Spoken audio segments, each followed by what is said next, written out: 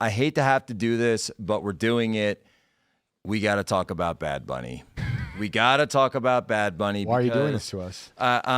Because I have a contractual obligation to make us suffer. Yes, actually, Tim. That was the one. I knew it. That was the one piece of advice that Tim said. Jack, just make sure you have them all in pain as much as possible.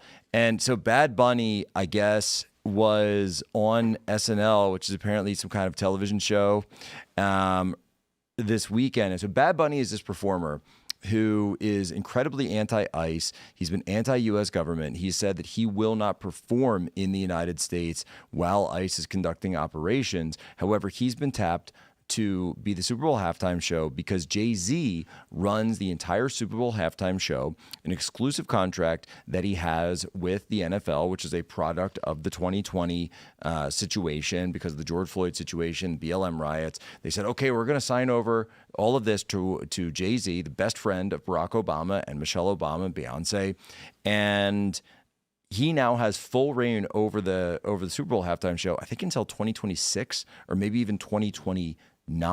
And so why are they putting someone like Bad Bunny in? It's a corporate decision. Now, Tim and I talked about this the other night, but it's because Bad Bunny is the top streamed artist, but only among people who speak Spanish. So he's a very niche artist when it comes to the widespread United States market. But of course, they're trying to put him in everything they can. And how do I know this? They made the same guy, the caddy in Happy Gilmore 2, was also played by Bad Bunny. Really? The exact same guy. And I remember watching the movie and thinking, it's a masterpiece. You thought. You know what? There were parts of it that actually made me laugh. I'm not going to lie. There were.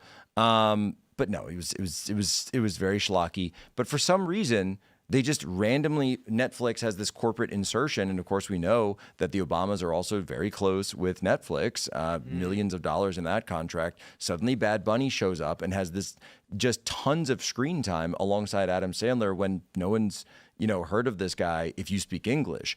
And this has really come down to be the great, sort of discerning factor on Bad Bunny. So he mentions this as well on SNL. I'm going to play the clip here for you. I'm very excited to be doing the Super Bowl, and I know that people all around the world who love my music are also happy, especialmente todos los latinos. Those people are just anti-American. Los latinos y las latinas en el mundo entero y aquí en los Estados Unidos, todas las personas que han trabajado para abrir puertas, más que un logro mío, más que un logro mío, es un logro de todos, demostrando que nuestra huella y nuestra aportación en este país nadie nunca la podrá sacar ni borrar. Hey, listen.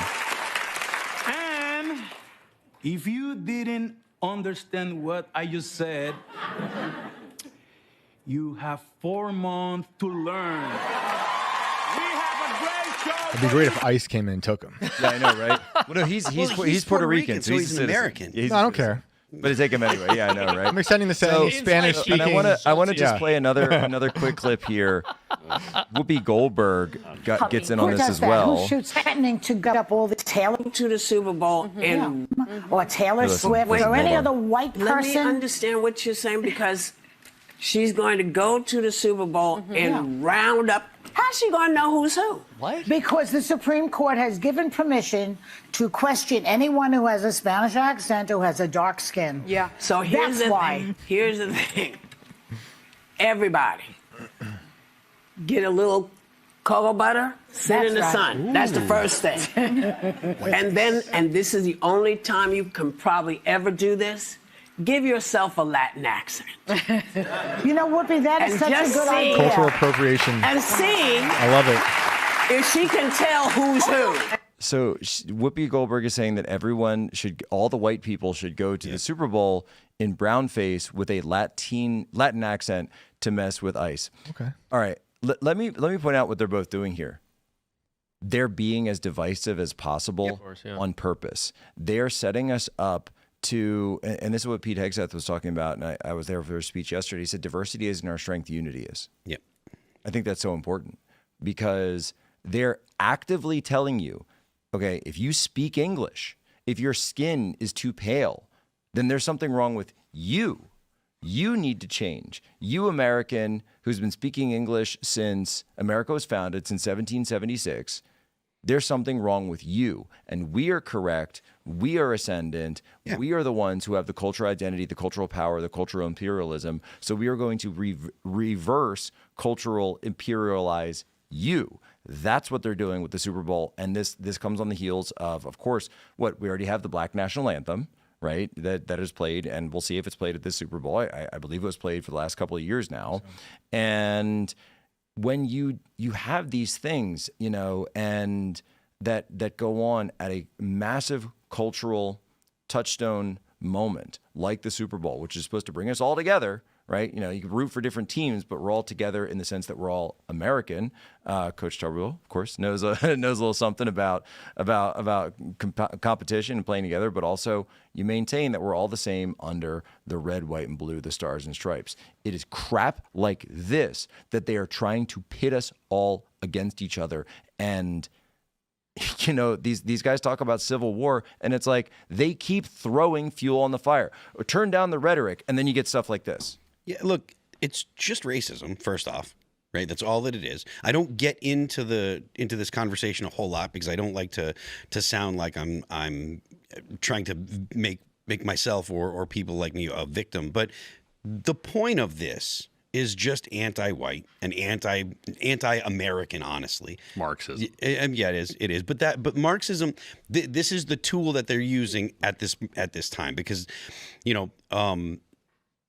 Mark Hughes said in One Dimensional Man, he said that the revolutionary energy is no longer with the working classes because capitalism delivers the goods. Right. He said that capitalism can provide not just the things that you need, but it provides a good life. So we have to look elsewhere for the revolutionary energy. And he said that, you have to look to basically to the minority populations, to Black, Latinos, Black and brown people, as the left would say today. And so what this is actually fomenting is a way to induce a revolution. It is, you're right, it is Marxism. And the point is to separate us. The point is to awaken a critical racial consciousness. Now, everyone talked about the idea of critical race theory.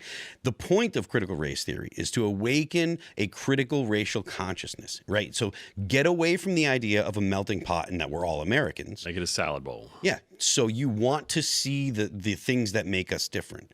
Right. That's what the left wants to do. And then, by the way, you know what they'll say next? They will say, oh, well, every other performer, I don't know if Shakira or whatever, we've had English Super Bowl halftime shows this many times. So how many? And then they start counting it. Yeah. Right. Then they start counting it and quantifying it and see, you guys have had this many. We just want one. Yeah. We just want one. Well, because you don't get any. What they're actually doing. You don't get any because this is America. Most Americans speak English. The United States Congress should pass a law that says that in the United States, English is our national language. And then the United States should stop making any kind of paperwork, anything in any other language. No more going to the DMV and deciding whether you want Spanish or Chinese or what have you language. You go to if you go to an official government bureaucracy, everything's in English. I can think of another place. I'll sponsor that bill. I can think of another place, not just the DMV, where we need only English. Everywhere. A very special place that we go every 4 years. Yeah, to the ballot box. Sometimes every 2 years, right? The ballot box. Absolutely. If you can't speak English or read in English, why are you voting? And this shouldn't be, and the reason that we should do this is because context matters when you're trying to communicate. And if you don't speak the same language, you actually have a more difficult time understanding each other. Oh my gosh, I know. So it's perfectly fine for for people to speak other languages at home if they want. But when it comes to engaging with the public in the United States, there should only be one language spoken. And it should be government mandated. Could you imagine this happening in like Japan? Yeah. Well, know, they're trying. They're actually. Oh my gosh, they're so mad that Japan is for the Japanese. Yeah. That infuriates them. They're like, why do they get an island? They just elected the most right-wing prime minister they've had in ages. She doesn't believe that the emperor should be a female. She's very much in line with what Shinzo Abe was like. And I think it's a great thing. She believes that Japan should be for the Japanese. And I think that the world would lose a massive a treasure if Japan stopped being Japan. Like I want Japan. And why is it that we can say that for Japan, but you can't say that for the United States of America? Because the U.S. is a place where people have come from Europe. There are countries that really, whether or not you agree about what the U.S. should be, the U.S. didn't. The people that were like the original, I guess, people that lived here. This place was colonized. The settlers, the pioneers, the settlers, and the settler spirit. The U.S. is a belief system. It's perfectly what fine, unites yes. us is a belief system, not a race, not a religion. And that's what sets us apart. Yeah. We could live in Japan all our lives and never be Japanese. Exactly. Right? I I speak Chinese. I speak Chinese. I spent 2 years there. Guess what? I ain't Chinese. I ain't gonna be Never Chinese. gonna be Chinese. Thanks for checking out this clip from Timcast IRL. Make sure to watch the show live Monday through Friday at 8 p.m. Subscribe to this channel, and we will see you all there.